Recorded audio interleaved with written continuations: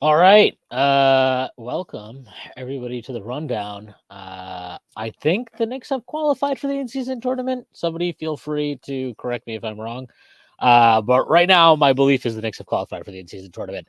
Um, Before we get started, now that I'm actually in a good mood because the Knicks won today, I will do all the professional stuff I'm supposed to do for Bet Online. The holiday season is off and rolling with the NFL in full stride and the NBA and NHL hitting midseason form. Bet Online is your number one destination for all your sports wagering info with up-to-the-minute sports wagering news, odds, trends, and predictions. Bet Online is the top spot for everything pro and amateur sports, and not just the big four. Bet Online has info available at your fingertips with both desktop and mobile access at any time for almost any sport that's played. From MMA to international soccer, head to the Bet Online app today and remember to use our promo code BLEAV, BLEAV, for your 50% welcome bonus on your first deposit. Bet Online, where the game starts. I am watching the fucking Bucks and Heat game, and again, somebody correct me if I'm wrong, but we have qualified in almost at the bare minimum we've qualified, but now it's either about whether we get home court or we have to travel. Is that correct? Am I right? I don't know. We'll figure it out. The Knicks won. Most importantly, this is the most important thing because this actually counts for our regular season record. The Knicks won. I actually forgot the score because the last few minutes of this game are so stupid. 115-91. Pretty, I don't know, weird game. Jeff, by the way, Jeff is going to be joining me in a little bit. He's just on his way back. Weird game. Worth mentioning, Julius Randle's start to this game was awesome. And I mean, look, I know the opposition wasn't exactly murderer's row here, but, well, Miles Bridges was the opposition, huh? So maybe it was. But, but, damn, that was a little too rough. But he started off really, really well. And he set the tone early. I liked the way he played. I thought he was decisive.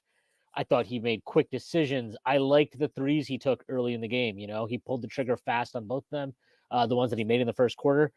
And like I thought his decision making was good in ways that it isn't always. And I also just liked some of the unselfishness he showed.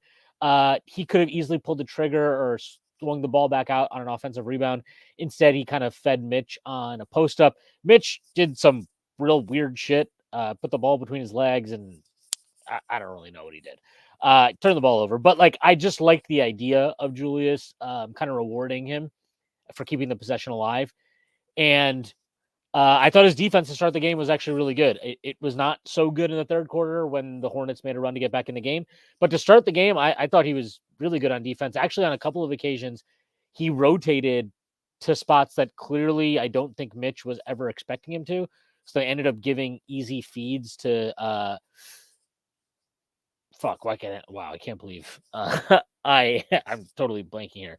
Mark Williams. They gave a couple of easy feeds to Mark Williams on lobs just because Mitch did not expect Julius to help on the drive the way he did. But really, really good start from him. I liked that Brunson didn't feel the need to kind of inject himself into the game super early when they had other things working. RJ also got off to a good start to the game. And, I know that his finishing left a lot to be desired, but I do think this is worth mentioning because this has been talked about. We talked about this really throughout his entire fucking career, but like he went 3 of 13 today, right? He had 16 points on 13 shots, even though he missed 10. And he was a net neutral. He's +0, however you want to phrase that, parse it, whatever. He scored more points than shots on a 91 3 of 13 because he went 99 from the free throw line. If this free throw stuff is legit, and look, we're 20% through the season. I'm not ready to just say 100% count it, but if that's legit, one, I think over the course of the season, I would bet that the 3-point percentage is less. Yes, it's still going to be sitting at a fluky number after tonight, probably like 42 or something. But I think he'll settle in at an above average level if this is what the free throw numbers are. And more importantly, it gives him such a more stable floor to be an efficient scorer. Like it just makes it so much more.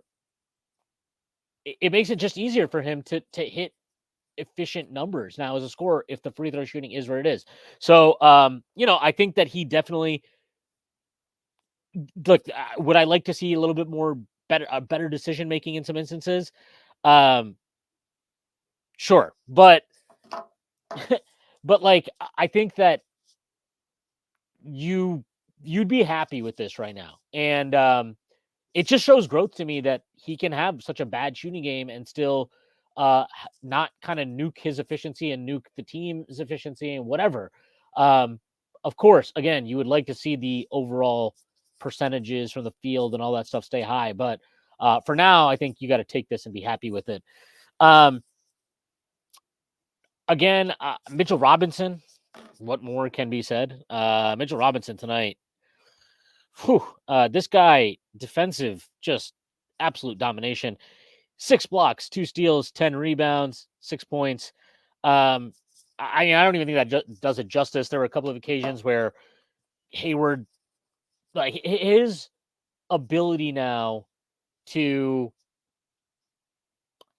not chase blocks and play 2v1 and kind of intimidate guys from taking a shot while also simultaneously taking away the lob. I mean, he played one to perfection in the first half that yeah, I mean, I think even last year he's probably jumping on that, and Hayward either draws a foul or just has a much an easy lob to Mark Williams, and Mitch not jumping on that is great. And I got to say, look, obviously seeing Randall play well is great.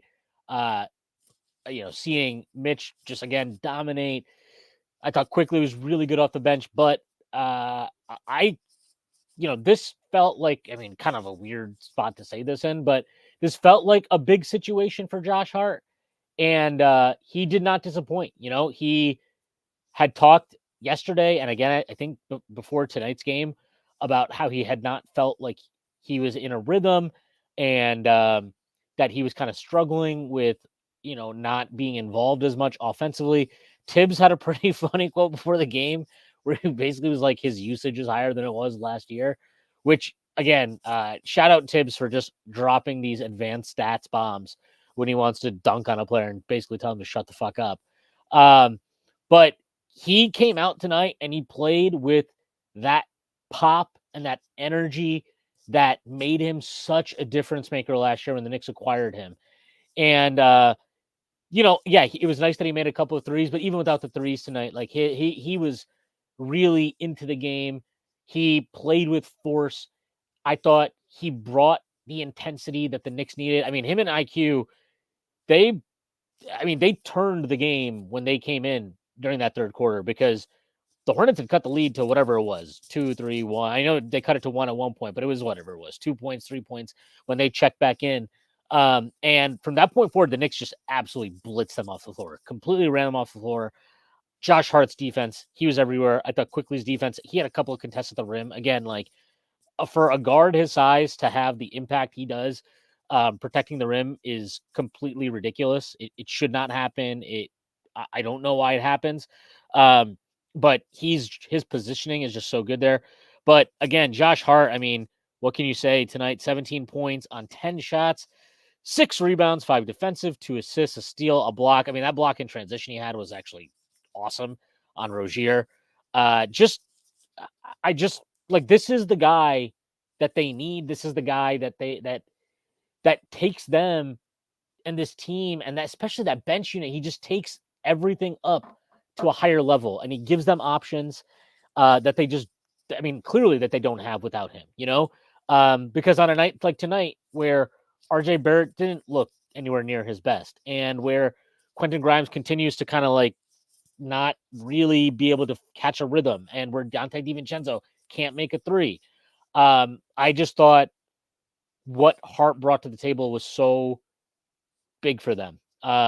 And yeah, I think he needed that performance desperately. I kind of expected him to have that performance. I talked about this with over with Ace over on our other show. But yeah, I just think that he was the catalyst for this win in a lot of ways. I'm not trying to undersell what Julius brought to the table because Julius was fantastic, and I think if you were to say player of the game, it would have to be Julius. But I thought Hart was huge tonight, and that again that's what you paid him for. That's why that's why you traded for him. That's why you brought him back, and he delivered. So good for him. And I'm just happy to see him.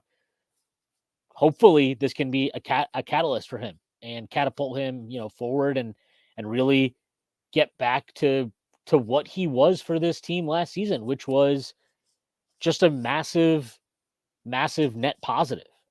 So yeah, and Knicks 100 AGM over here, absolutely right. Josh Hart got that rebound, and we off to the races. The coast to coast takes he had today. I'm not quite sure why those haven't always been there this season. I don't know that it's always been about that he just hasn't. He's been passive. I also just think teams have been more aggressive about taking that away. But tonight he was so physical and he was so fast and it felt like he did not give a shit tonight. If I go to the rim and I get stuffed, so be it. But I'm gonna go to the goddamn rim. Didn't get stuffed.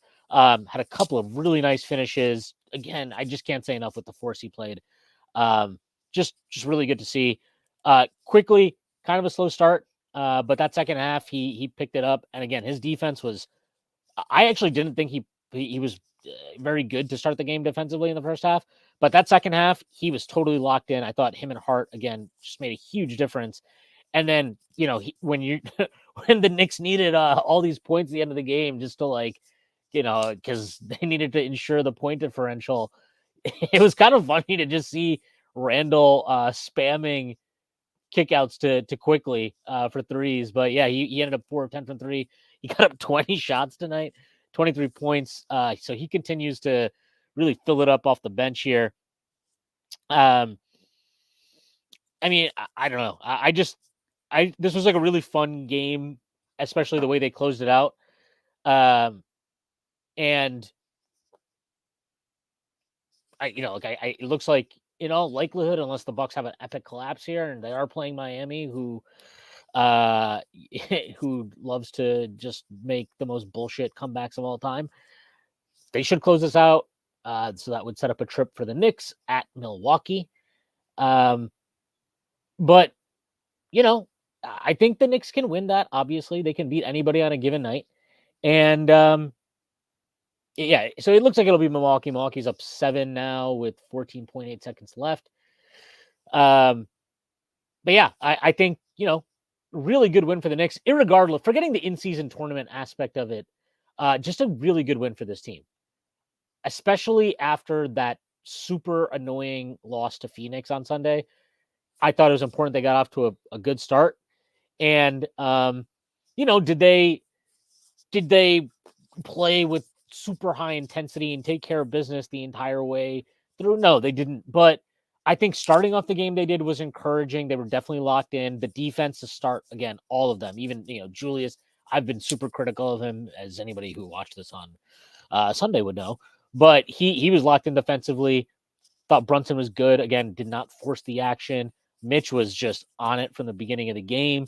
They didn't give the Hornets anything to start this game.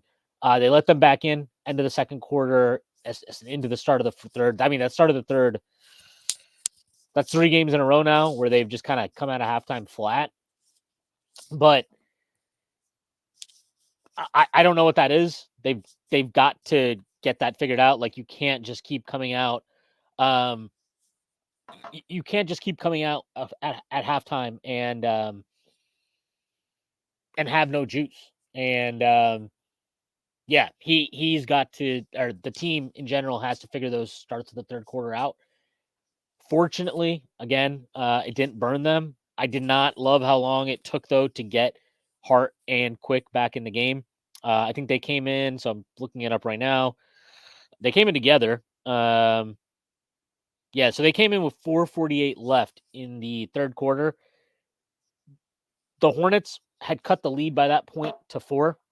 And from there, obviously the Knicks, I mean, they outscored the Hornets by 20 over the last, whatever it was, 17 minutes of the game. Jordan Bubb, 100%. Bucks versus Knicks for a spot in Vegas. Let's see them do that. Jeff, what's going on? How pumped are you for for us to advance in the in-season tournament? Couldn't be more pumped. I mean, I don't know how to hide my excitement. This is everything we could have hoped for, right? And more. And more. And more. Yeah.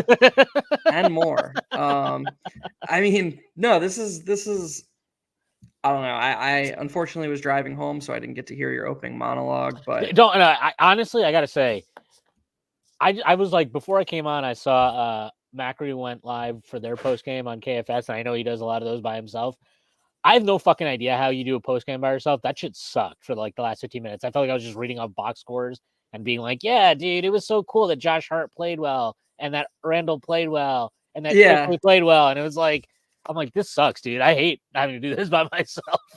Yeah, the thing I've always been impressed about with him, and I guess this is KFS pub, but he's really good at like capturing the essence of each game. And I think that's what you have to do, is you have to find a way to like encapsulate the meaning of a single game over and over again. And like, to your point, that's really fucking hard to do. That's just it's so easy to just be robotic and be like, okay, here's box score, and just list the box score. Don't worry, you can't do worse than I did when I was on this by myself. I was like trying to like be cool and read all the comments, and then I got to the end and I was like, guys, we made it. And then I realized I forgot to do the ad read at the end, and I just so I mean, can't be much worse than I did. Hey, that's better than what I did on Sunday, where I was like, fuck the ad read, we're not doing it today. But yeah, look, I think the story for me, I mean, if you're talking about capturing the essence of the game, look, we'll talk about Randall, and I do think like he played well. I love the way he started the game tonight. I thought tonight's game was about Josh Hart in so many ways. Like, it felt like, I mean, me and you actually DM'd about this earlier today, and I was like, I don't know, like I read those quotes and I was like, good for him. Like, I don't know, I have no problem with him saying what he said, and I kind of think like I felt like he's a fucking loud dude, and he's braggadocious, and he's brash, and he pounds his chest, and he's like, Josh Starks, right? Like, he's wears the same number, and he's like, he is like I don't know, if Quickly is kind of like the crown prince of the MSG crowd at the moment, Josh Hart is like the lifeblood of it. He is like he is the closest thing on this team, and really most Knicks teams since then, to like what Knicks fans that are nostalgic about those 90s teams, like he captures that in so many ways. And I just did not have a problem with what he said. Like, I understood it. I don't think he was shitting on Tibbs. I don't think he was saying I need to shoot the ball more or I need more shots. I think he's just talking about catching a rhythm and really talking about adapting to a role. And maybe like just saying that sometimes, like, what's that story about Jordan where he like made up that a guy talked shit about him and then like came out and dropped like whatever it was, like 50 on the next game. And they asked him about it later and he's like, no, I was just trying to like pump myself up or whatever it was, right? Like, I'm not, obviously Josh Hart is not Michael Jordan, and I don't know that he's a sociopath like that, but like, I don't know, I just felt like he needed to get that shit off his chest, and it felt like he played free today in a way that hasn't been the case all season. And it was just good to see that, because that is what made him so fucking impactful for the Knicks last year. It's like, again, like, we talked about, what Quickly does can go beyond the box score. When Josh Hart is good, what he does well, yes, you love the rebounding and all that shit, but like what he does adds something beyond the box score. He plays with a heart and a hustle and an intensity that I think elevates the group in ways that like are just different from other players on the team. Yeah, no, 100%. I don't think I can say it any better than that. there's a reason that the team was at its best when Josh Hart was on the court last season. He just he gives you things without diminishing returns. He is one of the least redundant good players in the league. You know, he's just never going to get his in a way that like prevents the better players from getting theirs. If you listen to the most recent episode of Hot Hand Theory, we've been kind of pitching For around. tomorrow, I'm gonna do that by tomorrow. that we've been kind of pitching around this idea of a statistic that like tries to capture what percentage of a player's usage actually determines their impact. So like Julius's impact is like entirely captured by his usage. You know, like if Julius has a bunch of points, rebounds, and assists, it's not like his goes beyond the box score, or rarely it does. And I don't mean that as a shot at Julius. There's plenty of really good players. Like Luka would, you know, have a really high percentage of what Luka does is captured by his stats. LeBron, you know, or 2009 LeBron, you know, these guys. But then there are guys like Steph Curry who, you know, and I feel like Josh Hart falls in the, obviously nobody's Steph Curry, but you can look at a game where he has, you know, 6 points and 8 rebounds and be like, oh, we're paying this guy 70 million. But when he's at his best, it almost doesn't matter what it says in the box score, because the energy and just the stuff he does that doesn't show up, there's a reason that when he's on the court, good team things happen.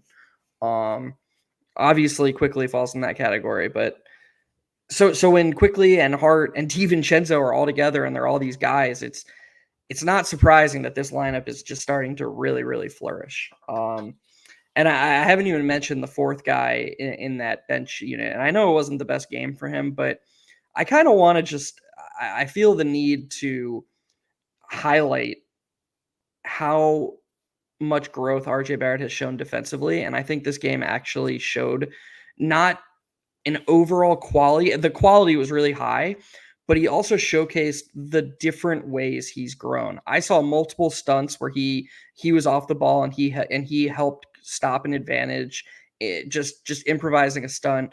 I saw great on-ball defense. I saw rim protection. Like this is, you know, obviously he wasn't going to shoot 50% from three all season long, and there are ways for him to go offensively. I thought he missed a number of kickouts. I thought he had one fast break where he missed Grimes on the wing. That was just brutal. You never want to see a guy go 3 for 13, although him going 9 of 9 from the free throw line, encouraging. But I do believe I mentioned that in my very boring monologue. That like it's like there's no world in last year, previous years, if he goes 3 of 13, that he has 16 points. Like no shot. Like even if he gets to the line 9 times, hell, even if he got to the line 11 times, I'd be like, yeah, he's probably gonna miss like 4. Like it just feels like one of those nights. But yeah, I mean, look, the best part about the free throw line thing again is that this is over 20% of the season now. If this is if this is real, you know, if he's an 80% plus guy, obviously that gives him a more solid base as an efficient scorer. But it also gives me a lot more optimism that, like, yeah, the 3-point shooting, like, I know, like, again, he's in a little bit of a slump here right now from 3, which makes sense considering he started off whatever it was, like 47% from 3. But like, gives me hope that he's going to end up being like maybe not just average this year, but like an above average 3-point shooter. Yeah, like what do you think? Like in the you mean like in like the 36 to 40 range? Yeah, like if he 38 seems like doable for sure. I agree.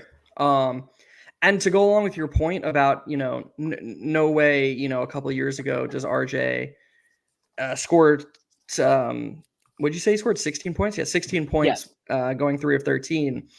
I would add to that no way, you know, any of the last couple seasons does RJ go 3 of 13 and you're thinking, man, I really thought he helped out there. You know, like I think that goes back to the defense, because I just thought he had a really, really good defensive game. And I'm excited to rewatch the game to see if, you know, when I really hone in on that, see if there were any lapses that I missed. And I'm sure you covered this, but I really thought that Julius, arguably the biggest stretch of the game was when the Hornets cut it to 1 and Julius got back-to-back steals. that really killed the Hornets' momentum, which was super nice. This is from H22. Agree. RJ defense has been so good, man. It's just the finishing that's annoying me this season. Yeah, and I think even with the finishing, like again, the biggest thing I have felt since he's come back is it feels like there's been a little bit of regression in terms of decision making on drives, in terms of finishing versus kicking out. He did have a really good pass today, off of like quickly swung at him over in the corner, and then he threw a dime cross court to Hart. Hart threw to DiVincenzo in the corner, and instead of shooting, he drove and then ended up taking some weird ass floater thing. But it was a really, really nice pass from RJ. And it's like, again, the thing that's always frustrating with RJ is like the ability to pass is not the question. It's just the willingness and the decision making in doing so. But yeah, just like really, like if this is a bad RJ game, then like we're doing just fine and dandy. Yep. I gotta read this comment. Knicks 100 AGM. If I could offer picture background, a little more fancy people will come listen. I will do my best. I will do my best to elevate my game. I'll do. Hey, you know what? I'll do that if you stop typing in all caps on one time, just one time. I'll do it. And yeah, look. This is from Walt Clyde Fraser. Mitch looked especially light on his feet on both sides. Yams and blocks like year 1 and 2 Mitch, but under control. Great reminder of the huge gap between Mitch and decent centers like Mark Williams. Look, I mean, I agree with the point 100%. I just thought Mark Williams had a really good game today, all things considered. Yeah. But yeah, Mitch is, look, he's playing at a high level. And to the point being made here, like, I thought a couple of those blocks on Mark Williams, I was like, that looks an awful lot like a foul. So it felt like this was a game where he was getting a oh no, you're better than this guy whistle. And the Knicks got an incredibly friendly whistle tonight. And like honestly, one of the reasons I'm not super sympathetic to me, although like, you know, I think you and I will agree, like the weight of whistles the Knicks get, you know, as people who love Emmanuel Quickley, can be frustrating because he doesn't seem to get a very good whistle. Yeah, tonight he got a bad one too. It was very odd. Yeah, but like it was made up for by the rest of the team getting a very, very good whistle. But anyways, I don't have a ton of sympathy overall for like Knicks got a second straight season that the Knicks are in the top 5 or 10 in free throws attempted and bottom 5 or 10 in free throws allowed. Like at a certain point, it's like, yeah, the Knicks just get kind of a friendly whistle. And, you know, obviously there will be individual cases where it's like, how the fuck do you miss that? Like when RJ was fouled by Scotty Barnes at the buzzer last year or whatever. And of course I'm going to be sympathetic to that. But overall, I do think the Knicks get a pretty friendly whistle. I'm just throwing this out there. I'm not saying this means, you know, anything, but EPM actually has Mark Williams as more impactful than Mitch through, you know, 15 or whatever games this season. I don't think he's better than Mitch, obviously, and I agree with the sentiment here, but I just want to fudge it a little bit and say I think Mark Williams is probably better than most people think. I think he's already really good. Yeah, I mean, I've been a huge Mark Williams guy. I loved him in that draft. Look, I think that if you want to tell me Jalen Duren has more skills than him, I'll agree with that. As we know, more skills does not mean better. Right. Like I think Mark Williams' profiles as maybe the ceiling isn't there. But like, you know, in terms of like, he's not going to be some offensive hub that you run shit through. But like, I think the ceiling for him is just so straightforward. And I'd just be really surprised if he doesn't get there. You know, he's still filling out. I think he's 22 now. Big guys always take a little bit of time, but like, yeah, that guy is, you know, he's going to be a damn good center. And if he was on a better team, I think his EPM probably wouldn't be as high. And then 2, I think that I do think that how good he already is would be talked about more, because I do think that he is really, really impactful for them. And you can visibly see the difference when he's on the floor versus off the floor.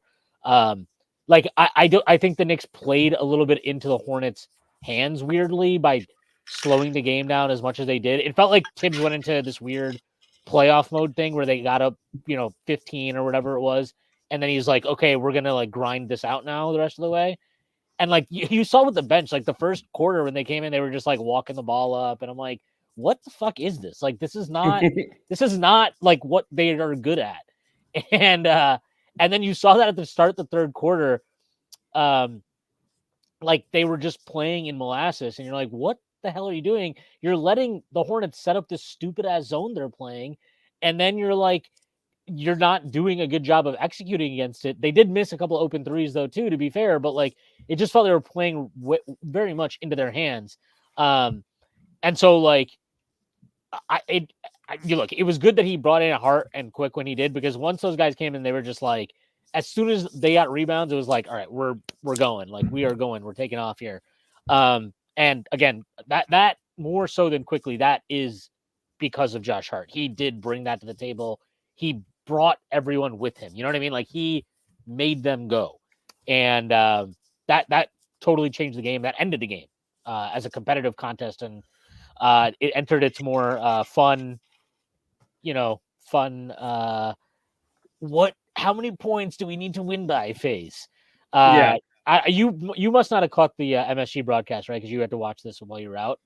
Yeah, I was watching on mute. Although, so the TV that I watch on, they're so nice to me at this restaurant. Like they basically have like this booth that I always sit in with this one TV that I always watch the Knicks on when I can't watch the Knicks at home. They always know like what channel to change it to. But the only problem is that, I don't care about the sound, but because there's no sound, there's captions on. So like I got Eric Collins on mute. And like they spent the whole game. First of all, they spent the whole game talking about like how good Quickly is. Like they literally were just like, he should have won Sixth Man of the Year last year. This guy's awesome. And then they hated the whistle. They were like, this is bullshit. only 5 free throws. They were so angry about the whistle the whole game. But no, to answer your question, I did not get the MSG. Yeah, so like Breen was just going like crazy towards the end of the game. Like when Randall's on the line, he's like, "These are huge free throws." I was like, "Dude, it's like I think they're not that big actually." I gotta say, our guy Knicks 100 AGM here, who is just owning the rest of the chat, by the way, owning everybody. But he mentioned this. They were missing a ball to set shit up while Rozier handled point. Yeah, Rozier is just. He's awful. He's awful, and this is where I actually had a Hornets fan in my mentions today, a good Hornets fan, like just talking, like just sort of like painting a picture for what, and it's wild how similar to like 2022 Knicks. Obviously, they're further behind, but just in the sense of like all Hornets fans are like, please just give LaMelo and Brandon Miller and Mark Williams all the minutes, and then instead it's like, oh, we got to run through Terry Rozier and Gordon Hayward. And it's just one of those things where it's like Rozier and Hayward isn't good enough to win now. So why are we not taking more lumps with Brandon Miller? I thought Brandon Miller was impressive again today. I don't know what you thought about him. No, I was just going to say, I thought he played really well. I know he ended up only going 7 of 18, but like, I liked the way he played. I thought his 3-point shot, he ended up going 4 of 8. He's got to definitely work on, strength and all that stuff, work scoring inside the arc, because dude Quickly absolutely stonewalled him multiple times in the second half. Yep. Quickly's a really good defender, but you would obviously in time expect a player at Miller's size to be comfortable operating in the mid-range against a guy like that. I think that'll come in time. But yeah, I like the way he played. I think defensively he's actually shown quite a bit. Like I don't think he's a bum out there. I think he knows what he's doing. I think he competes. That's a big thing. Like him and Mark Williams and LaMelo, like this is not a bad foundation, but the pieces around them are so just bad. Like, I'm sorry, I don't care if Miles Bridges is good at basketball. That guy is an embarrassment. It's embarrassing that he's on the floor. Also, gotta say, it's embarrassing. Like just absolutely awesome. I know you couldn't hear this. Really awesome to hear the MSG crowd booing him constantly throughout the game after made buckets and everything. Awesome to see that. Fuck that guy. I hope he gets booed in every arena he goes to. But like, I mean, forgetting again, if he's good at basketball or not, there's no way this guy, like really, this guy is what you want in the fucking locker room with these guys. Terry Rozier, look, he's not a point guard. I actually feel a little bit bad for him because he's completely being misprofiled right now. But like, why did you extend him? Move him. Get him off your team. This is like, there's no purpose to him taking usage on this team. If you want a good vet, go trade for Alec Burks. Okay, really, like I'm not even joking. Like, go trade for Alec Burks. He knows exactly how to like the balance between doing his Cook Burke stuff and just playing off of like others' creation. Like he's a pro. He's a real pro. He's not. He is a pro. I'm dude. That 2022 year he was not finding the balance great. No. That That was Tibbs. That was Tibbs. Tibbs being like, you're the point guard. Like, dude, that guy hasn't been a point guard since he was like 17 or something. Like, what are we doing? Oh, okay. No, this is my mistake. I thought you were saying like with LaMelo, if you want a veteran to be point guard, or excuse me, No. with LaMelo out, if you want a veteran to bring that's in not to be point guard. Yeah. No, my mistake. No, and I'm just talking about from like a locker room perspective. Like, I'm sorry, I don't think Terry Rozier wants to be in Charlotte. Like, he's like, to me, it's like, dude, this guy was on like playoff teams. Like, he made an Eastern Conference Finals run, right? Like, as a starting point guard at one point in his career. Like, I am very, very skeptical that this guy wants to be in Charlotte anymore. He took the money because it's like, okay, you're going to give me $100 million. It's great. Yeah, I'll take it. But like, they need to move him to a team that just needs some scoring punch or something, because it's depressing watching that. Gordon Hayward, like, he's an expiring contract, right? Just fucking waive him or just cut him. I don't care. Like, just get rid of him. He makes no sense in this team. Again, not his fault, but what is the point of him getting usage on this team? There's no purpose to it.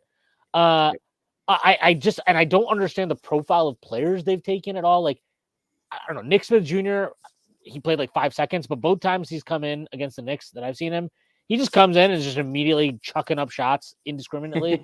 I don't know. I just don't understand this team. Mitch Kupchak was once upon a time a good GM.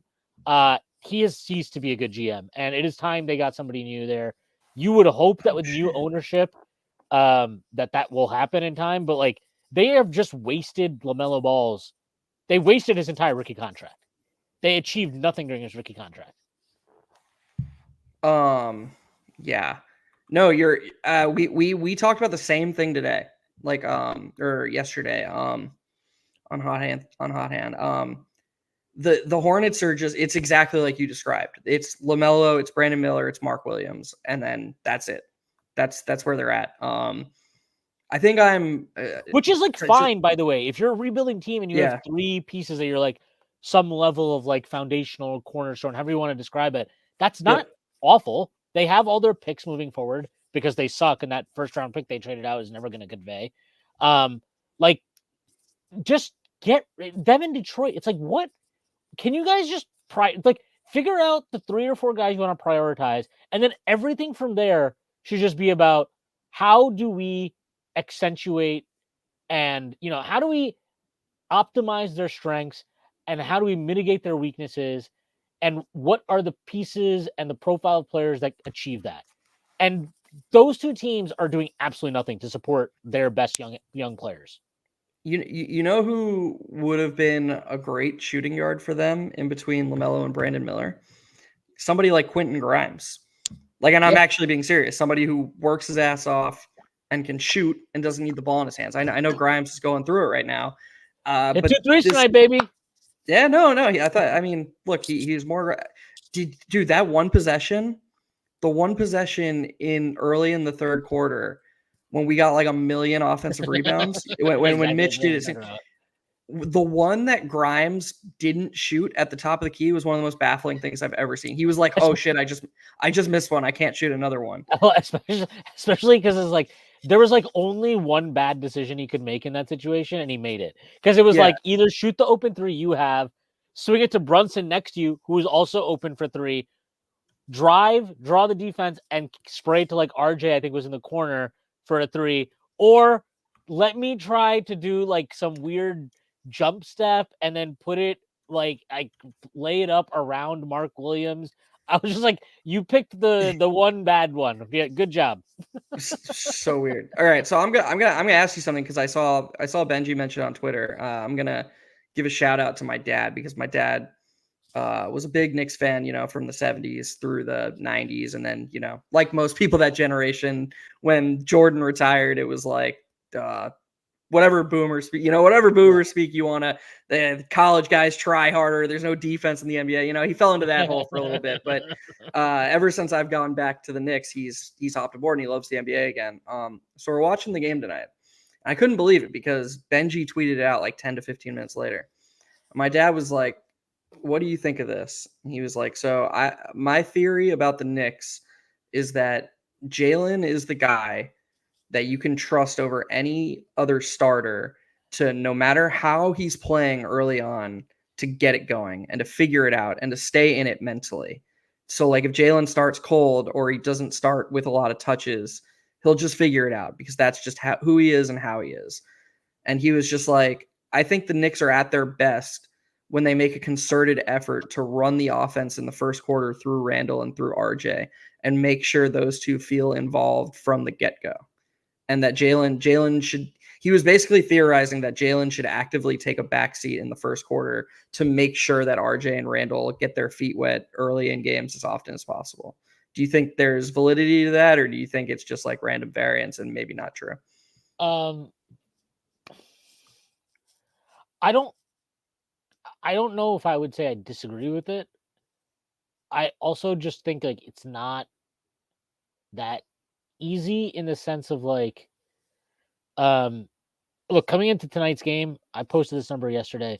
Randall was at like, he was leading the team in usage in the first quarter, and he's, it's garbage. It's like 44 true shooting or some bullshit like that. It's just an awful number. It's in theory I agree with that. Like, yes, get those guys going. And yeah, like, Brunson's always going to figure it out at some point or find his spots, and that's what it is. But like, if those guys don't have it going, then it's kind of like a difficult position. So to me, it's just like the opponent. I also think like this is a credit to him and Quickly. The way Charlotte defended the Knicks tonight, it was very obvious that they were like, the key to slowing them down offensively is to make their point guards give the ball up without getting much dribble penetration. Like their bigs were trapping, they were, showing up super high. Like these guys, their guards were fighting over every screen. They were not just going under, they were not switching. It was constant like we're not giving you an inch, right? And so this, like, I think tonight, kind of because of the way they were defending him, it played into like, what your dad and what Benji are talking about. I just don't know that will be the case against every team. And also, like, quite honestly, I know that Randall, like, he had a lull in the middle of the game, and I still feel like, it's tough because I don't think it excuses all the stuff we see. It still feels to me like he can't get a full game of awesome Randall stuff yet. Like that hasn't happened quite yet for him. You don't think the game we just watched was that? No, I thought in the middle of the game he like just couldn't get a shot going and he wasn't getting to the cup all the way, and it was whatever. But like, I don't know that. I think that's probably tied to his ankle a little bit, and that being said, though, like the way he closed it was good. I like both the steals he got at kind of like key points in that third quarter. That felt like, actual kind of understanding the moment in a game and going out and making a play for your team type of stuff, which isn't always what you get from him. So, yeah, it was like, to bring it back to what you're talking about with Jalen, like, I think because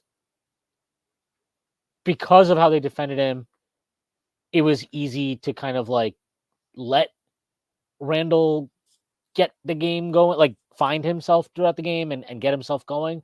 But there will be games where like, I don't care how they're defending you. We need you to just figure out a way to like, to get yourself going regardless. Which like, look, we know he can do that. We saw it in the playoffs last year. We've seen it various points in his time in New York. Like he will find a way. He'll always figure it out. But yeah, like I thought he played a very patient game tonight. Aside from like this is Brunson now. Yeah, Brunson. Yeah, okay. And I thought he largely took what the defense was giving him, even as a passer, which was good to see. Like he passed more to Mitch tonight than I feel like I've ever seen him pass to Mitch before. The one look off to the corner to find Mitch cutting, it was in the first half because they were going right, and Brunson was like above the break on the right side, and Mitch dove down the middle of the paint, and he always makes that pass to the weak side corner. That's a skip pass he loves making, and he looked at the weak side corner and held the weak side low man at bay, make sure he didn't fully stunt on Mitch, and then he threw the pass to Mitch cutting, and Mitch, I think that was when Mitch missed the layup and then got the putback dunk. If you remember that was a beautiful pass from Brunson. Yes, I agree. I think this is a interesting point here brought up by Brent. Off topic, is the next step of IQ offensively for him to make a habit of doing a Nash dribble when his initial drives are unsuccessful. I've noticed it a lot this year of him getting stuck in the paint looking for passes. Yeah, I think I've actually been contemplating like posting about this or whatever. I'm just like not really interested about tweeting about quickly just because like I think my thoughts on him are pretty obvious. But like, yeah, I think there's two things. One, Nashmore. Two, I don't mind him picking up his dribble there. He's got to have a second count. Like having that counter to do like the fadeaway midi is good. Teams now know that's his counter. So like he has an opportunity to pump, spin back. It's good to see him take those lefty lays tonight that he did. He needs to develop a counter to his counter now, basically is what I'm saying. But yes, I think gnashing more, keeping his dribble alive, those are all fair game. And look, this is something that I think Miami very much kind of scouted him for in that series, both them and Cleveland, to be fair. So like this is definitely an area for him to continue to grow. Just general like playmaking going to his left, I think is probably the broad brush I would paint that under. I think he has a habit of picking up his dribble when he goes left. If he goes right, that doesn't usually happen. So yeah, that's part of it. He also just needs to get better at winning off the dribble. He doesn't do a good enough job in isolation of firmly beating the defender in front of him and getting that defender on his back. If you notice the times quickly is able to get in pick and roll or in isolation, when he's able to put the defender on his back, that's when he's most successful at manipulating the big waiting for him. He's just not good even when the guy stays on his side, or he's not good enough when the guy stays on his side or when he's in front of him. And it puts a lot of pressure on his 3-point shot because obviously when he's not creating openings from 15 feet and in, when he's not getting to the basket, well, all he's got left is 3-point shooting. And so his game becomes much more volatile than you want it to be.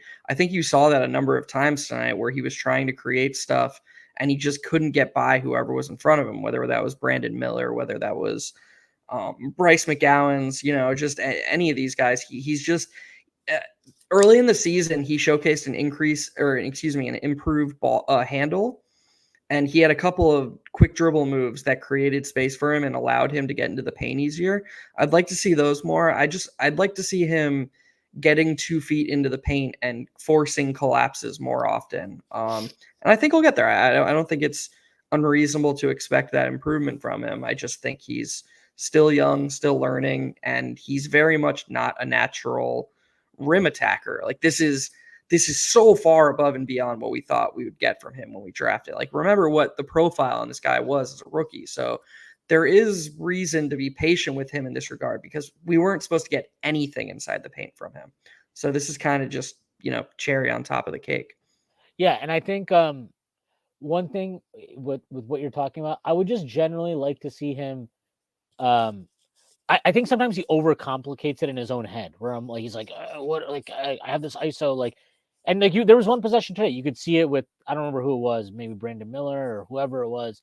And he was like, I think it was like when Brunson checked back in and Brunson did something and didn't get anything, an advantage. So then he swung it to Quick and then Quick tried to like do his thing and he didn't get an advantage. It was just a weird possession, but like you could see it in there where like, he's like kind of gets a half step, but then he like brings it back, and he's like, well, let me go left, and he's like, not there. Let me. And it's like you just have to have a more clear plan of what he wants to do. And I do think developing, like, I think honestly having a little bit more of a thinking about like maybe a step back in the mid range would maybe be something to look at for him.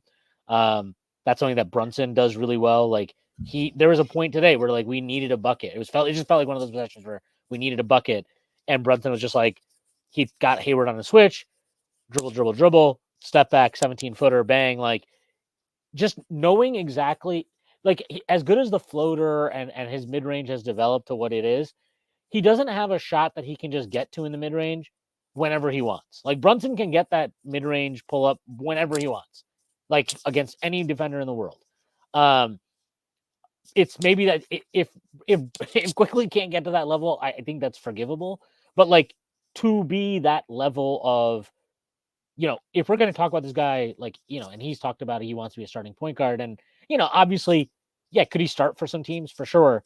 But what he's talking about is like being a top end starting point guard or something, right? In that conversation, to be in that conversation, I think you have to have something in that mid range that you can just get to whenever you want, or you just got to be like, I mean, this could be the other thing for him is where if he's just like, fuck it, like I am just going to be willing to take 8, 9, 10 threes a game and let the chips fall where they may. I don't know that he'll ever have that latitude with Tibbs as his coach. But like there would be coaches that probably would encourage him to just shoot way more from 3. So maybe that's a pivot for him. Anyway, Knicks AGM, I'm not going to read your Quickly comments, dude. We're never going to agree on this. I really don't understand how you watch this team consistently, and your takeaway is Quickly is selfish. That's honestly kind of insane to me. Moving on. This is a pretty good quote. If they tell us we have to play this team 5 times, we'll play them 5 times and be ready. If they say it's 8 times, it's 8 times. Tom Thibodeau on the Knicks having to face the Bucks 5 times. I mean, look, I like that quote. I think that pretty much sums up Tom Thibodeau's mentality as a coach.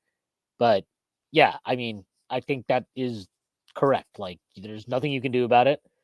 I would have rather advanced than not advanced because I think it is fun to like be in this tournament. And I do think it's like a good thing. So yeah. Yeah, it's funny. It's funny that this question ended up getting asked because I was thinking earlier if the Knicks, this is just the nerd game theory.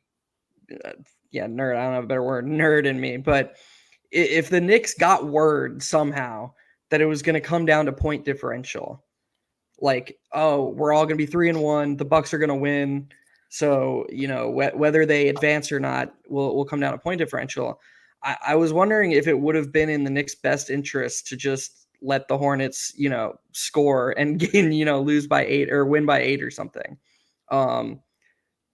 Because obviously the Knicks would rather have their additional regular season game be against a team that's not in the play and knockout round than is in the knockout round. But of course, I mean, that's a great quote from Tibbs. He always has a great attitude about this stuff. He always seems prepared for whatever challenge is put in front of him. And as we saw in the one game we lost in this play-in group stage, the Knicks can hang with the Bucks. Like, they outplayed the Bucks in Milwaukee. They were winning that game by. Did the Brunson 3 put them up 1 or 2? Sorry, which game was this? In Milwaukee, the one. It put them up 2. So they're, after trailing the whole game, they're up 2 with a minute and a half left, and that's despite Milwaukee hitting everything and the Knicks hitting nothing. Those Giannis threes are the most bullshit threes in the history of basketball. Giannis goes 3 from 3. They had Marjan Beauchamp nailing every 3. It was just silly.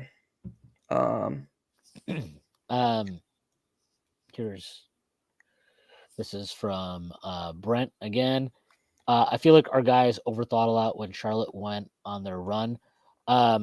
I don't know. I don't know if that was the case. I just think they have a habit. Like, they tend to slow themselves down and play in the half court. And then, when you play that slow, you're allowing a team to set their defense up. You're not going to create quick advantages. It's a lot harder to do that against a set defense. And so that's what happened. And again, like, you allow them to set up a zone. You're not making threes in that stretch, so it just all looks bad. And yeah, that's what it is. So I don't know. I don't know if I would say overthought. This is um, JK. I don't know if overthought is quite right. It looked like our normal offense. Thought they got some bad shot luck. I agree with a little bit with that. Defense sagged off in the second or third, though. Yes, I agree. Like, the defense definitely fell off a little bit. End of the second, into the middle of the third, anyway, until Hart and quickly came in. This is from Brent. I really like agreeing with Tibbs, but I understand his awareness of the bench. I feel like they've been clunky offensively. RJ Hart minutes need to go.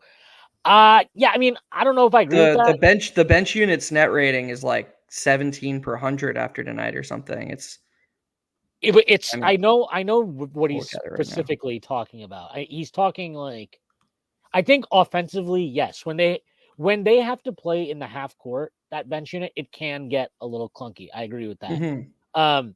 I think And their it defense, did tonight in the first half. Like yeah, they definitely stalled in the first yeah, half and tonight. this is what I was talking about. Like, it just felt like we got up. What was it? Like, was it 15 in the first quarter at one point? And that bench came in and they're just walking the ball up. And I'm like, why is this happening? Why is DiVincenzo walking the ball up? And then he's like doing the stupid pointless pass to Quickly. And then he does a stupid pointless dribble handoff with Hartenstein. And then they have to wait like 5 seconds for Hartenstein to finally be able to get the ball back to RJ or to Quickly. And it's just like, now you're up against the clock and you didn't shift the defense at all in any way that mattered. I didn't get that. And I think that's where they struggle. When they push the pace, when they get stops and they can get out in transition, that's better. Look, and this has to be said, part of this is also like, they need DiVincenzo to catch a consistent rhythm, because right now it's like he'll have a good game and then he'll have two bad ones, then he'll have two good ones, then he'll have a bad one, and then he'll play like shit, and then he'll play really well for, like, he's got to just get into a consistent rhythm. And part of sticking with that group, I think, is about like getting these guys into a rhythm. I think that is why Tibbs teams start slow, and when they have good years, they really pick it up in that middle to the end third of the season, because guys just get so used to what they are going to be doing night to night. They know what they're going to be doing. They know what their rotation is. They know what's expected of them in various lineups.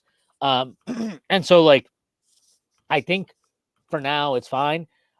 Honestly, if there's any issue I have with that group, is that, like, I think that I would like to see Grimes actually come out of the game earlier so that he can play a bit more with them. I think I think he'd benefit a lot from playing with Quick more and RJ and Hart, like getting out in transition, running more. I think that could benefit him a lot. So I don't know. I don't know that I don't know if I would say Tibbs has been super wary of it. I just think people get the sense that he is, because that rotation is so weird, where it's like, RJ's first out, but then he comes back in usually with either a minute left in the first or right at the start of the second quarter. And then it's like he comes back out around 7 minutes, and then Brunson comes in. And so it feels like he's being short leashed with them, but it's just him managing the group so that RJ can come back in with like 3 or 4 minutes left and get the minutes that he wants RJ to have over the course of a game. I don't know. I got to be honest. I kind of disagree with that, and I think I agree more with Brent's sentiment. I still get the feeling that he just hates any minutes that Brunson's not on the court. He doesn't view Quickly as a point guard. He views him as an energy bench guy, and he's just doing his best. He's managing the non-Brunson minutes, but he's dying to get Brunson back in the game to run the offense. Yeah, but I don't think that's about him not viewing Quickly as a point guard. I think he just wants Brunson out there. Like, he just wants Brunson out there. Like, that's what it is. It doesn't have to be. It doesn't have to be a negative on Quickly. I just think that Tibbs has given us. I mean, how many more things do we need for Tibbs to prove us that, like, whatever we think of Quickly, he doesn't see him that way? I mean, I just don't really agree with it. Like, I just don't think that's his issue with Quickly. I don't even think he has an issue with Quickly. I just think he's weird about giving him certain minutes. But like Yeah, he could have easily not closed with Quickly tonight, because he didn't really like go off until that final bit of the game. Like he could have just been like, oh no, this is a good chance for me to get RJ back in. RJ barely, what did he even have tonight? Like 25 minutes or something? Like he didn't play that much tonight. But like I think he played 28 minutes and quickly played 26. Yeah, like I don't know. Like I don't.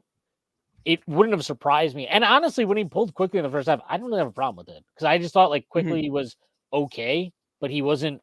I didn't particularly care for his defense in the first half, and I felt like he was getting annoyed. Like he was too focused on like, oh, my whistle is not good, and trying to like get a good whistle instead of just being like, okay, just play though, just do that. So I didn't have a problem with him pulling in when he did, and then like there's a lot of occasions where his like, oh, he's playing Hart more annoys me. Hart was really good tonight, so I didn't have a problem with it. Like that's how it should be. I mean, the thing with I don't think what I know what you're talking about. To me, it's not about quickly. It's about at the end of the day, he is a coach who believes size to some extent matching up on the wing matters.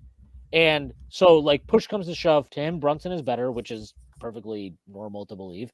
And therefore it's like, okay, but I still need my size in the wing. So quickly is the guy that gets his minutes cut in that because of that.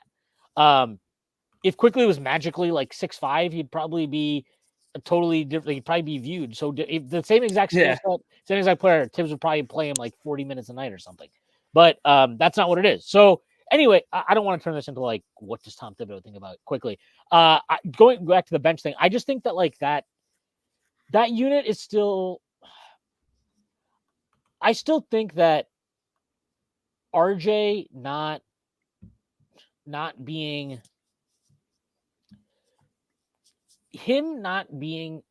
perfectly like comfortable pulling up ever off the dribble from three is somewhat problematic for that group. Because if you have two creators, RJ right now is still very much like, in terms of off the dribble scoring, he's very much a one level scorer. Like he's not a mid-range, he doesn't have a mid-range game really. And his pull-up three-point shooting is not a thing. That's just not a thing. So when they get into half-court settings, that's why I think it can get really clunky because they don't have multiple guys that can pull up and shoot off the dribble. Like DiVincenzo will shoot in tight spaces, but he doesn't shoot really off the dribble. Josh Hart will only shoot off the dribble in the weirdest scenarios ever. But like it's not something that you want him doing. Hartenstein, please never. And obviously, and RJ, like I just mentioned, like he just doesn't do it. So I think that's why it can look clunky. But that group has been good. And if anything, I mean, again, I talked about this earlier today, but like, I mean, maybe it'll look different tonight. But like, if you look at this team's on-off stuff and work through different combinations, basically, like the main things you're looking like the way it's split up with these shot creators is like when Brunson is on, they're always good. They're good with any of those guys, with RJ, with Randall, it doesn't matter. When Randall is on with anybody but Brunson, it has not been good this year. Like when Randall is with Quickly as the point guard, or Randall is with RJ and Quickly, those groups have not been good. But interestingly enough, the Quickly RJ one without Brunson or Randall has been really good. Have they been great offensively? No, they've been solid. But their defense has been good. And that group's defense has consistently been good. And it was good again tonight, even though I didn't think they were really totally locked in the first half. That second half run they made, they totally blitzed Charlotte off the floor. So yeah. Sorry, it was mute. Yeah, I just think you should trust that lineup more. Honestly, I think to me that's what it comes down to. Because I mean, yes, you look at the data, and so first of all, I want to say my initial bias was to fully agree with Brent because like you watched that lineup in the first half tonight, and it really felt like things just ground to a halt. Like it was like they got to 29 points with like 4 minutes left or whatever. And then it just felt like they didn't extend the lead or it wasn't even like they were trading buckets. It was like they just did nothing. And so I had that, stretch in my head and I was like, it has seemed a little clunky recently. But then you look at the data and it's like, okay, this great starting lineup that Tibbs fully trusts, 113.1 offensive rating, 106.1 defensive rating. this clunky bench lineup that, can't get anything going. 115.7 offensive rating and 101 defensive rating. So it's outscoring opponents by almost twice as many as the points as the starting lineup is, and it's scoring more points per 100 possessions. I know that's not perfect. I know that the starting lineup plays a lot more minutes against full opposing starting lineups. I'm not saying the bench lineup is better than the starting lineup. That's not my implication at all. But all I'm saying is the results on the court have been fine when these guys have been out there, and I think there's a little bit of like a mind's bias going on. You can feel Tibbs's anxiety. You can just anytime the opponents put together a 4-6 point run, he's calling timeout and getting one of the starters back, and he's just waiting for that to happen. And I think he's just one of those people that just guards against worst case scenarios. And to him, the worst case scenario is losing a game because he didn't have one of who he considers his best players on the court.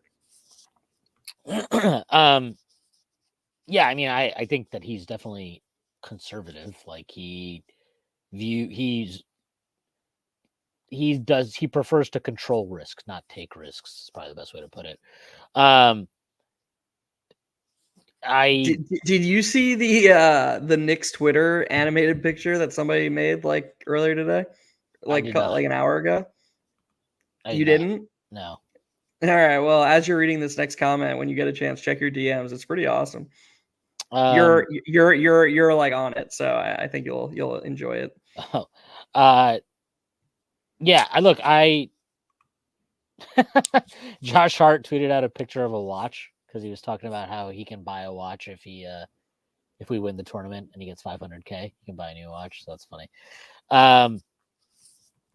Yeah, I'm just not going to respond to any of this. If you want to get rid of quickly because you think Deuce McBride is ready, who can't dribble, I don't know what to tell you, man. If you are sorry, this is from Walt Clyde Fraser. Should Hartenstein be used more as a hub with the second unit? I gotta say, I've not really been like. I wanted to see more of him as a hub. I just have not really enjoyed him having the ball much this year. Like, even at the top of the key, I just feel like he's constantly refusing to make quick decisions. He he never will get the ball and do the first dribble handoff. Like, it's always like he gets the ball and then Hart will come around and he like rejects Hart and then quickly has to come around and then he'll give it to quickly, or like he'll reject quickly and go back to Hart. And it's just like, I don't need to waste 5 seconds for this. Like, and I don't know. Maybe if you want to say that they're not doing enough to like cut off of him, maybe like I would be interested to see if they would do something like what the Warriors do and run some more split cut stuff with him in the post. Like maybe that'd be interesting. But like, I'm not totally dying to see more of Isaiah Hartenstein as a hub. I guess like I'd be more interested to see Josh Hart actually in like that position. I think I'd be more interested. This is what I would like to see. I would like to see Josh Hart just be used more as a primary screen setter and not just to draw a switch for somebody to cook, like to actually be used as a screen setter and then used in the short roll. Like I that is something I would like to see because I think Josh Hart, he catches on the short roll. Like he can do high-low with Hartenstein. He can obviously find shooters. He can get to the rim and finish. Like that makes him a more dynamic offensive player and kind of to like his concerns as far as being involved offensively. Yeah, I would be very, very like that to me is what I'd really like to see more than the Hartenstein thing. I think Hartenstein's been good. I do think that Tibbs correctly identified him very early on as somebody like, yes, he can do things, but if you give him too much leash, he'll try to do way too much than he should. Like some of his passing at times can be adventurous, to say the least. Some of his shots are on the rim this year. I've just been like, can you just not do that though, or go up strong if you're gonna do it? Like that's what I would say. I do like. I'll give Tibbs shit for whatever, but I do think sometimes he nails like what a player is and what they are good at. And I do think with Hartenstein, he's correctly identified. Like, yes, he can do these things, but let's put a governor on him and dial it down a little bit. We don't need to do the Jokic of the East stuff too much. Yeah, there's a middle ground here. I mean, I could see using him at the top of the key, especially having guys cut backdoor more. Like we saw him find Hart backdoor against the Suns. Or was it the Suns or was it the game before? Whenever. He's a good passer. He can be used more. I do agree he gets too tricky sometimes. Like sometimes just give it to the first guy for the handoff, please. I definitely agree with what you're saying about Josh Hart. And I just think we need to find the guy on the short roll more in general, to be honest, when opposing teams blitz, especially when it's like Hardenstein. I mean, I wish Randall would ever roll and not just set a screen to try and force a switch. RJ can sometimes camp out in the middle after setting a screen. Yeah, I just think Brunson and Quickly need to do a better job of hitting the guy on the short roll when the defenders show at the level. And Josh Hart is definitely in there. But I could see using Hartenstein a little bit more as like just at the top of the key. Let him, dribble handoffs and find cutters and stuff. That I don't have a problem with that. But I see what you're saying, Schwinn, about like especially him going up stronger around the rim. Sometimes he does the Randall like double clutch thing, and it's like, dude, you're not Randall. You can't hang 10 feet in the air and do that. Like you're Isaiah Hartenstein. He also he does this. I don't even know how to describe it. Mitch does this too, but you can just tell it's because Mitch is like weird. Like he has no back to the basket. You know what I mean? It's just like fine, whatever. But with Hartenstein, he does this thing where I'm like, dude, he had somebody in the post against Phoenix. I'm like, dude, you've got 40 fucking pounds in this guy, like something like that, and 4 inches. Like he makes himself small, and then he tries to do this awkward push shot hook thing, and I'm like, dude, just go up fucking strong through that motherfucker and finish this. Like do that. He just makes himself too small sometimes. I don't know. I do again. I like iHeart though. I love the intensity he plays with. No matter even when he plays like shit. His heart's always very ironic, but his heart's always in the right place. I think he plays. His engine is pretty wild to me. Like how fast and just how he's diving all the time, and I do love that about him. And just before I read this one, this is from Walcott Fraser too. Some give and goes off Hartenstein at least. I do agree that's something they can do more of. Yeah, that I agree with. They can definitely do more of that. And I do wish they would use him a little bit more at the elbows and run some back cuts off that, but we'll see. This is from Omar Yusuf. When Julius Randle gets his Knicks tribute video, it'll be a bunch of highlights against the Hornets and Pistons. Inshallah, we will get that video next year. Well, can't say that I totally disagree with what you're saying here. But look, you got to start somewhere. If he's gonna find himself, he's got to start somewhere. And I don't see him getting traded this season, in season. So he's gonna be here. I would much rather he find a rhythm and catch, just get it going. Because we know that if he gets it going, at least in the regular season, he can string together months of good play offensively. And we need that. We definitely need that. So that's for sure there. I'm pretty impressed with. I've got this Rockets Mavericks game on in the back. I don't know if the what the Rockets are going to be doing anytime soon here, but I'm very impressed with how much they've turned it around and just how competitive they are. Yeah, I mean, Jalen Green just blocked Luka, and yeah, that was really unlucky. What just happened after that? Yeah, that was ridiculous. I don't know what the guy who is passing it from out of bed. Who is that? Who is number 0? Is this the guy? Is that the headband guy that's in the game? Yeah, I have no idea who that is, and he's just made multiple just horrible choices since he's coming. He also shot a fucking floater that. Yeah, that floater was insane. It was like he couldn't figure out if he was trying to bank it or make it. That was. I can't imagine he belongs on the court. If I was a Rockets fan, I would not be. But I mean, I was. It's funny that you brought this game up because I was going to ask you. You're your Ime Udoka prediction is aging like fine wine. Like this is, I don't know. You were just basically like, oh yeah, Udoka's gonna come in and teach them how to actually play basketball, and like that's gonna help things pretty quickly. He's just gonna bully them. Like he just was like, look, guys, like the best. He probably fucking like had a private investigator follow around KPJ and was like, you know what, guys, this dude's a scumbag. Call it in. Like we need to get him off this team one way or the other. But I gotta say, man, he definitely just went in there and was like, Jalen Green, you haven't played a real fucking NBA minute in your life, you fucking coward. I just feel like he went in there and was just a huge swinging dick in the room, and they were all just like, oh my God, like this is amazing. But look, for the shit their front office has gotten prior to this year, and deservedly so. Look, they caught a lot of shit even in the offseason, right? The Fred VanVleet contract, the Dylan Brooks deal.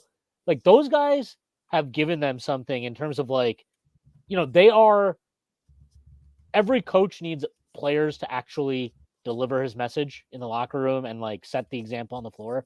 I think those guys play with the energy, the intensity that you need. And look, say what you want about Dylan Brooks and the shooting with him, like it's not going to last, but I don't think it's like, obviously the Grizzlies are dealing with a lot, but like they totally tried to throw him under the bus last year for like, oh, he's the reason why everything went bad the way it did and whatever. But like that dude has very, very legitimately like given them a lot. And I think the Memphis Grizzlies are missing the intensity and all of the dickishness that involves. I think they're missing that. And I think he's definitely helping set a tone in that locker room and probably setting an example for these young guys of like what it takes to like be a competitive basketball player and basketball team. Yeah. I mean, if like I could show you saying that to myself 4 months ago would be like, no fucking way, get out of here. Like, but hey, I mean, I still can't believe how insane his exit from the Grizzlies was. Like, there's never been anything like that ever. The Grizzlies were like, under no circumstances is this guy coming back. Like, that's so just outrageous to me. I can't believe it. This is from Jason Aravalo. Dylan Brooks probably acts like a choir boy around Ime.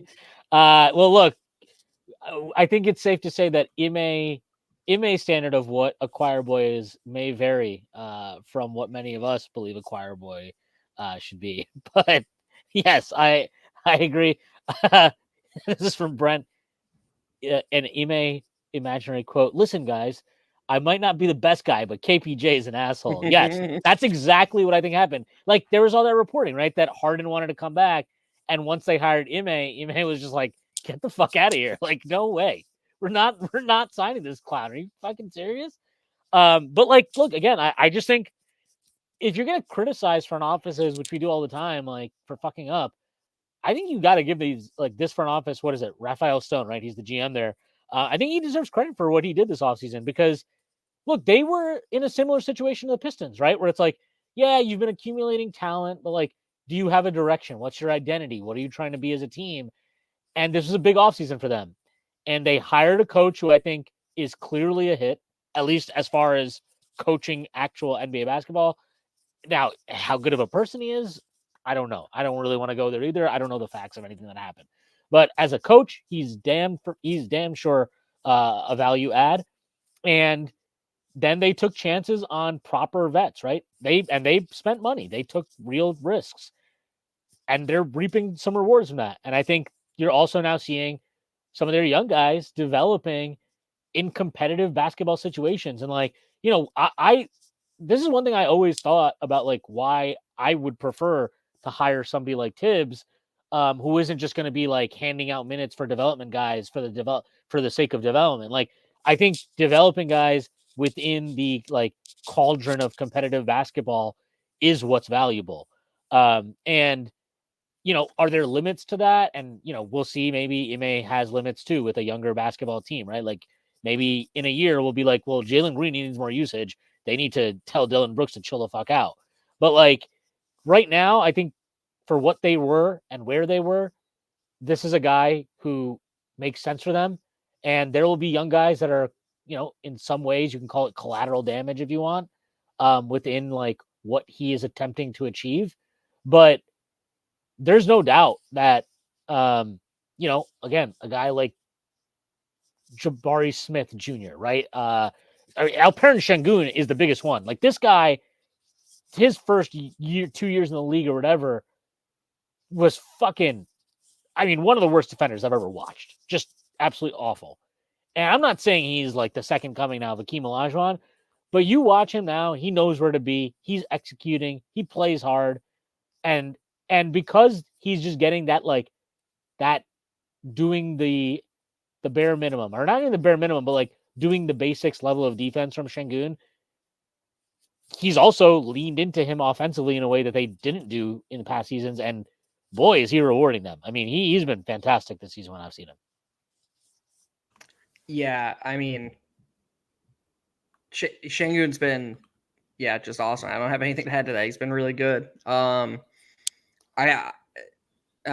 loves him. I think Jalen Green's kind of the only one who's taking a little bit to figure it out. But even him, I thought he's played better recently too. Yeah, no, he has. But also, like, imagine you're a score first shooting guard who basically spent 2 years being allowed to do whatever you want.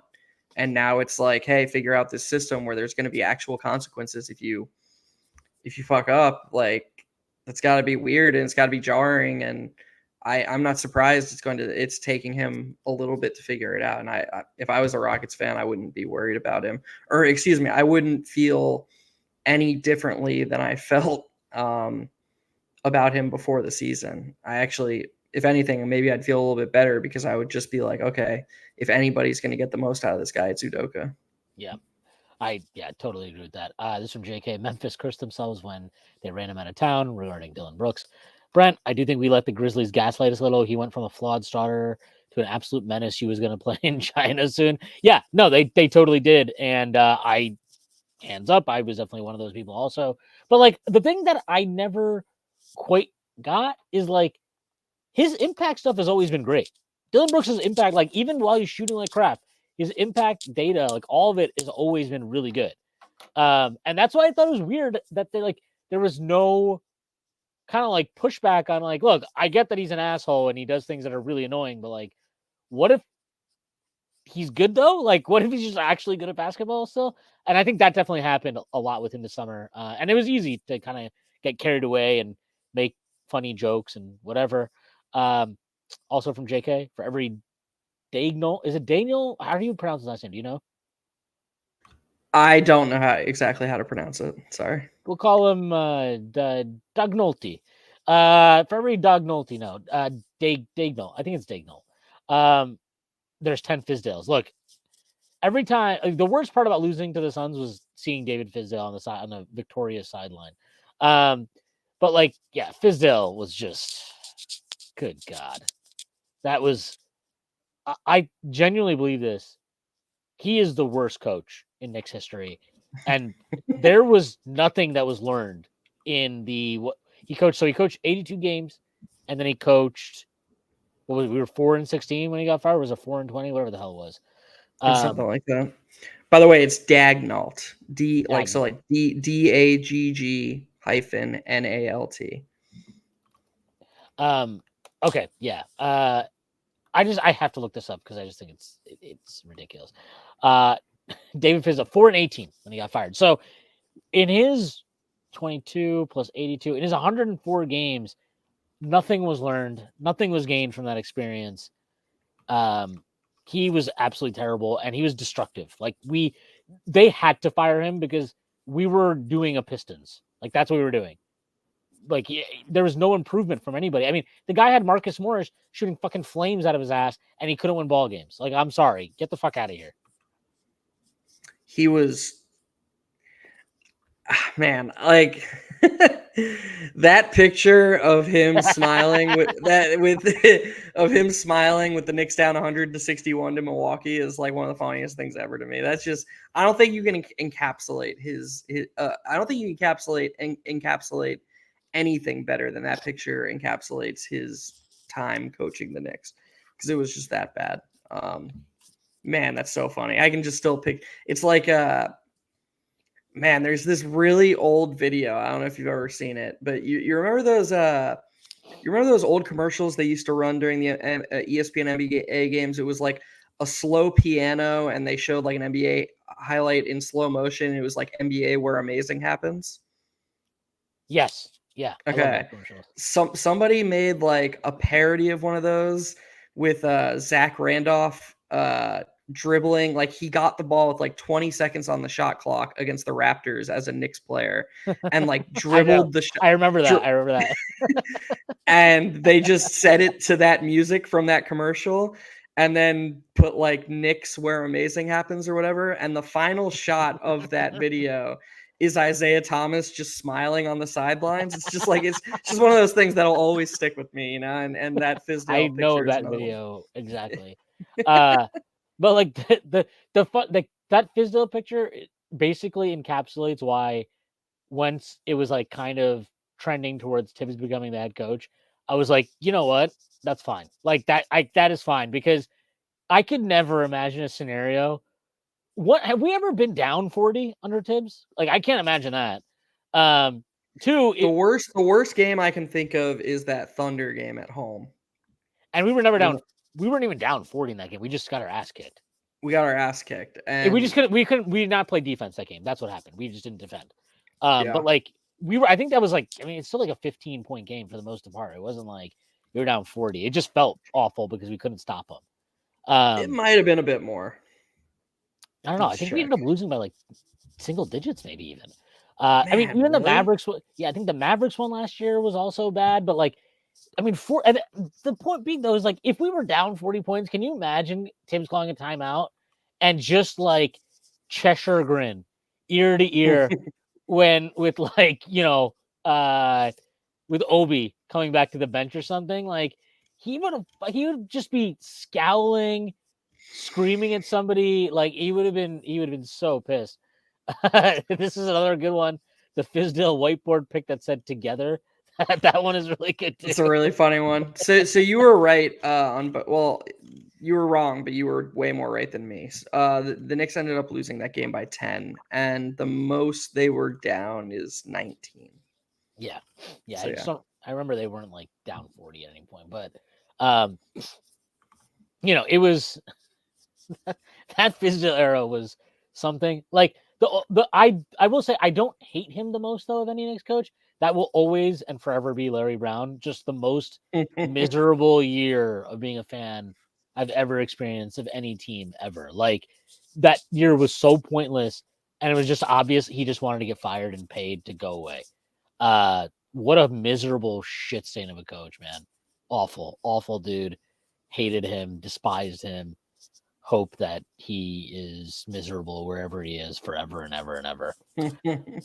All right. I think this is probably a good place to end it. Do you have any final takes from the game tonight before we get out of here? Not really. Nothing. I think we covered the bases. I mean, it was I think the fact that we spent so much time talking about other stuff, kind of like this was a game we were supposed to win. It's just tough to take even, you know, I'm not trying to pour cold water on the Randall stuff, but like, this team was bad. And like, there were moments before the Knicks really broke it open. And I'm not even just talking about the third quarter when the Hornets cut it to 1. I'm saying like in the first half when the Knicks were only up 8, there were stretches where it was just like, Jesus Christ, like this is aside from Randall, this is a very depressing 8-point lead, because this Hornets team was not good. Yeah, I mean, they definitely shot themselves in the foot multiple times today. It just felt like they were playing dumb at various stages. The last thing that RJ, can you just fucking dunk that next time? Enough with this finger roll shit. Just fucking go up and yam that shit, or you're either gonna go foul or you're gonna dunk it. Like, there's none of this. Like, enough with the finger roll. Enough. Like, you got a full head of steam coming down the lane in transition. dunk the ball enough. Like we don't need to see the finger roll thing. I agree with you. I still feel like this team is probably about 5 to 7 games away from like really taking off.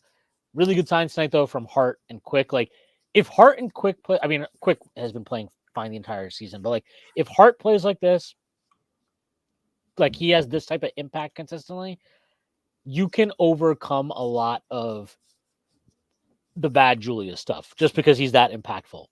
And that's huge for this team because I still am wary of like, oh, Julius is going to get it together. Like I just am. Like I know that he scored efficiently against Phoenix and then he scored efficiently again tonight. This is an opponent, and honestly, Phoenix is an opponent too, given like their personnel. That it's not too surprising that he scored well inside the arc. The 3-point shooting is still not good. You know, he ended up going 2 of 7 tonight. Like he still has not had a real positive shooting game. So that is concerning for me. And I think that's definitely something to to get to get to keep an eye on. Last Walcott Frazier, the drop off from Van Gundy to Don Chaney, then bringing Chaney back was rough for me as a fan. Yeah, Chaney sucked, and he was just clearly not good enough. One thing I will say to anyone sticking around, if you're staying up for the next hour or two, the Warriors need to beat the Kings by 12 or more to advance. So, I mean, this could be, I don't know, this could be like the first time in NBA history that there's a 12-point game and both teams are still trying at the end to try and get this point difference. Right, still maxing out because, yeah, I mean, it makes it cool. We didn't even talk about it. So I guess let's just talk about this before we leave. This in-season tournament's awesome. Like I was skeptical that I thought it was a good idea, but I was also like, it'll probably take a few years for this to become a thing. I think it's cool that fans are into it. I think it's cool. Like you could, like Mike Breen was like a kid in a candy store about this.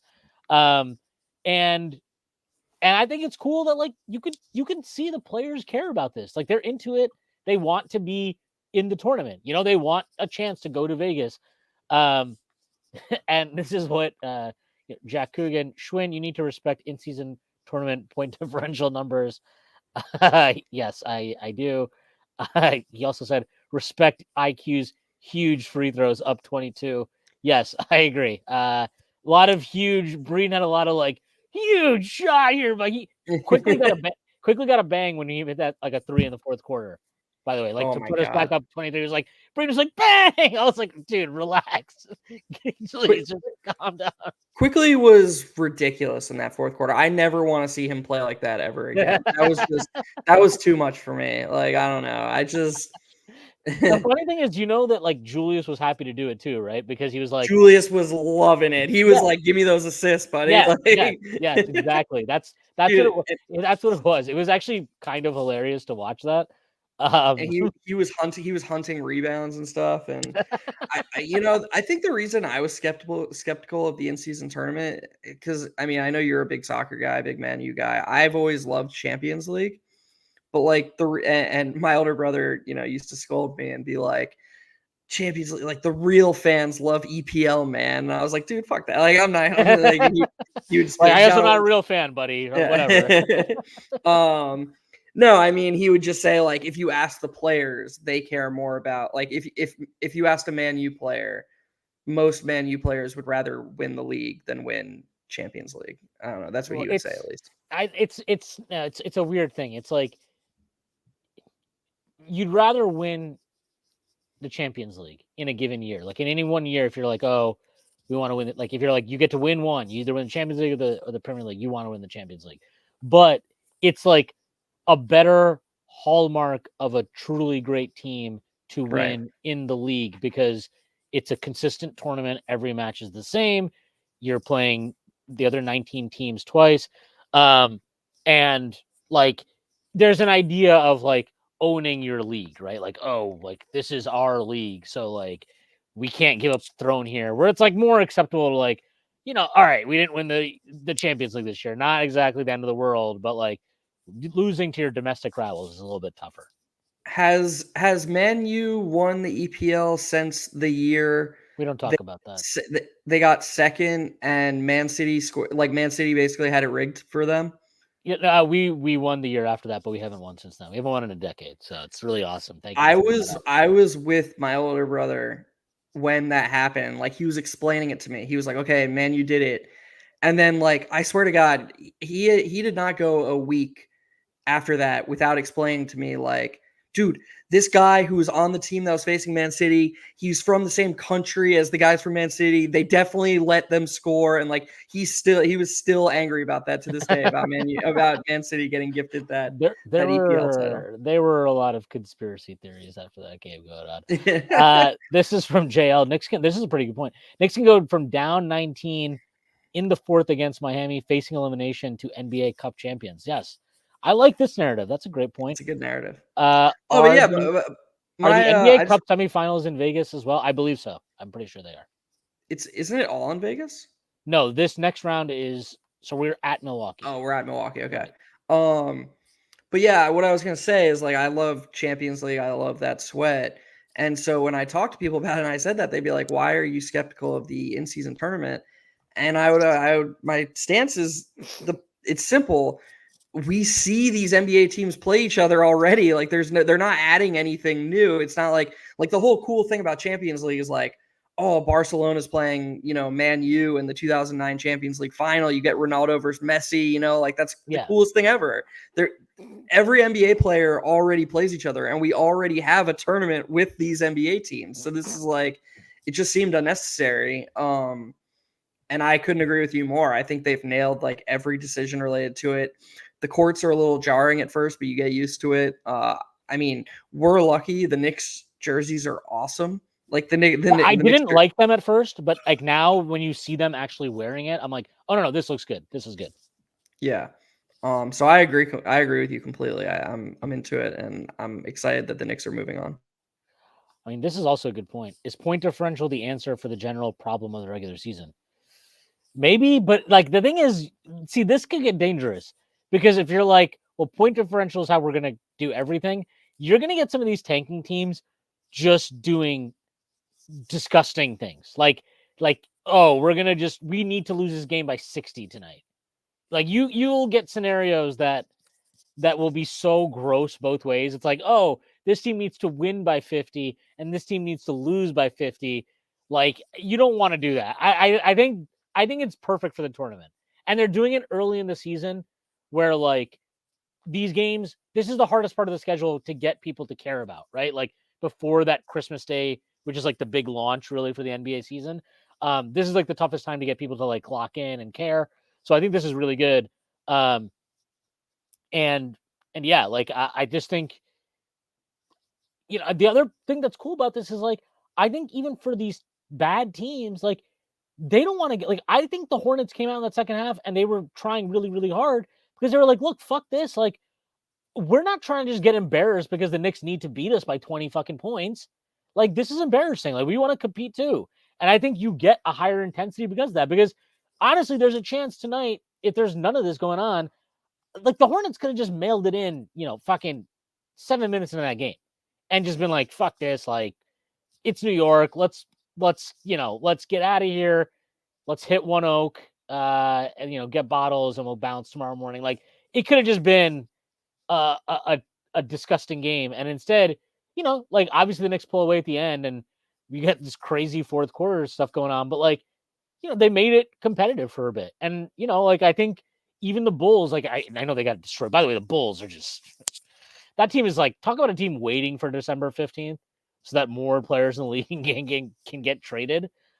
That's all they're waiting for. But like even they like cut the lead back down to like 25 or whatever it was. You know what I mean? So I think you're getting some, and to your point, I'm with you. Like I think this end of this game, it kind of doesn't matter. Like it'll be worse actually if Golden State's up like 25 or if the Kings cut the lead, if they're like the Kings are like down by 1, right? You almost want this game to be somewhere between like 10 to 15 point deficit for most of the second half. Because you'll get like really competitive hoops because of it. Yeah. No, yeah, I disagree. I just want to say the Bulls are, every time we get a chance to talk about them, I mean, just I just can't believe how, I don't know, they're fucked. Like they're just they've got to start completely over because they're terrible. Well, we've talked about this a lot with the Knicks. We're like, we talked about this a lot this summer. We're like, kind of the idea of evolving your team, taking risks, and blah blah blah. And I think we both were on the same page. We're like, you don't need to do the whole thing. But like, yeah, one guy may need to go at whatever point. But like, you want to see a team that just literally has no direction and has nothing to even build from. Like that is the Bulls. They have nothing right now. This is from Jack Coogan again. I have a question. Seeing as the final day of the tournament has been a success, where does it go from here? Do we extend it to two times the group games, 16 knockout teams instead of 8? That's a good point. Like I agree. I mean, I think they talked about it this, right? Like this was like kind of like they wanted to give it a trial run just to see how it went and kind of expand from there. But like, there's a chance they might look at this and be like, look, this was a really big hit. Like, is there a way to incorporate more of these games into the regular season, without affecting the overall total of games teams are playing, and make this an even bigger, lengthy tournament? Yeah. I mean, I just always agree with you, so it's like it's tough. I definitely agree that the NBA is going to consider that. I hope they give this format, a little bit, a couple of years at least. Let it really dig its feet in before just immediately being like, okay, we've got to expand it. Similar to what the college football playoff did. Of course, I do think the college football playoff is going to end up expanding a year or two late because this is a prime year when an 8-team playoff would be really fun. I don't agree. I'm very happy with the 14 playoff. I'm sure you are. You're not going to feel that way when you get shut out by Iowa when Iowa takes yeah when Iowa wins the game 2-0.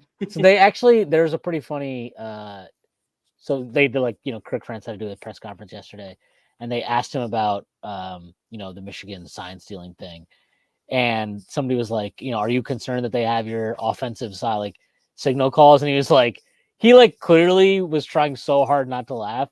He was like, no, we're not worried about them having our offensive signs, buddy. Do you know that their offensive coordinator is his son, yes. right? Yeah. And did you contract? Did you know that before the season, yes, they gave him an ultimatum? Like, if you either average 25 points a game or you're fired. Yeah, it was like by week 3, everybody knew, like, yeah, they're not going to do it. Yeah. This is from Walt Clyde Fraser. Is there a risk of the NBA Cup turning into a punchline if the Cup winner doesn't make a deep playoff run? What do you think, Jeff? Everything is a meme these days. I don't think so though. I think it'll be meaningful when it happens. I think because the teams, isn't it like all the teams that are in it are good? Like, I don't think there's any like bullshit teams in the East. It's Bucks, Pacers, Celtics, Knicks. Yeah, so like these are all good teams, and then I don't know what the West is, but like I'm sure it's probably like Minnesota, whatever. Like, I don't know. I'll tell you right now. It is. So in the West, it's Lakers, Suns, Pelicans, and then the winner of this this Kings Warriors game. So yeah. So yeah, like I guess the West is a little bit, but even that, like, you look, Lakers are they're going to be a competitive team this year.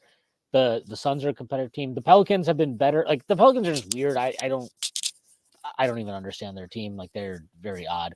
But they just lost to the Jazz twice without Lowry. I don't get it. Like, they're just, and it's like, this is after they had won like, they beat somebody it was really impressive. I forgot who it was. I mean, they absolutely dismantled Sacramento last week. And they had a couple other impressive wins, and it's like, okay, I don't know what to do with you anymore. Yeah, I don't think so. I think this will be like a normal, I think it'll be fine. I think people are taking it for what it is. And I do, like, look, if you want to see how guys respond in high stakes playoff type settings at the NBA level, like, I think you're going to get to see that. I'm not saying the preparation will be the same as it is for actual playoffs, but like, I think the intensity of these games will be very high.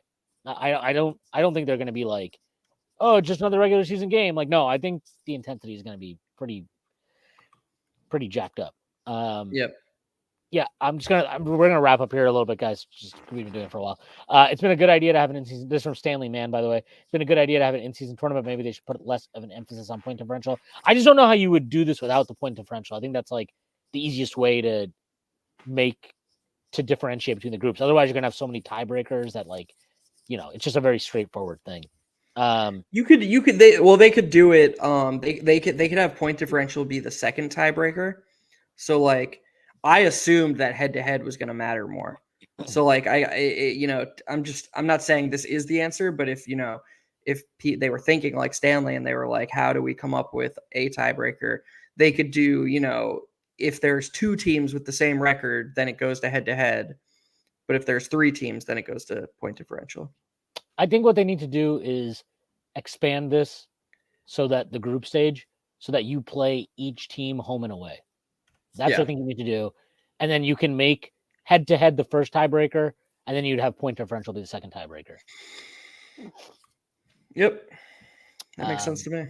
So it's basically, that's literally like Champions League, right? That's basically what they do in the group stage. Yeah.